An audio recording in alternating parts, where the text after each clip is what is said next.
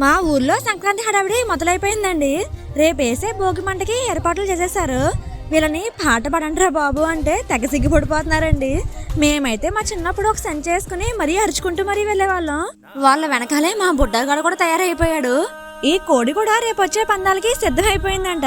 మరి పరువు తీస్తుందో పరువు నిలబెడుతుందో చూడాలి. మా వాడికి గాలిపటం చూపించానండి. ఫస్ట్ అయితే దాని జోలికి కూడా వెళ్ళలేదు, కానీ ఇప్పుడైతే వన్స్ మోర్ అంటున్నాడు. ఇంకా మా అమ్మ అయితే చీకట్లో కూడా పొయ్యి వెలిగించేసి మినుములు వేపేస్తుంది. నాకైతే ఆ మినుములు ఎగుతున్నాయో మాడిపోతున్నాయో కూడా అర్థం కావట్లేదండి. సంక్రాంతి పిండి వంటలకి ఇంత డెడికేషన్ ఏంటండి బాబు? నాకు తెలిసి అందరమ్మ డెడికేషన్ అలాగే ఉండుంటది. మా ఇంట్లో అయితే పిండి వంటలు చేస్తున్నారండి.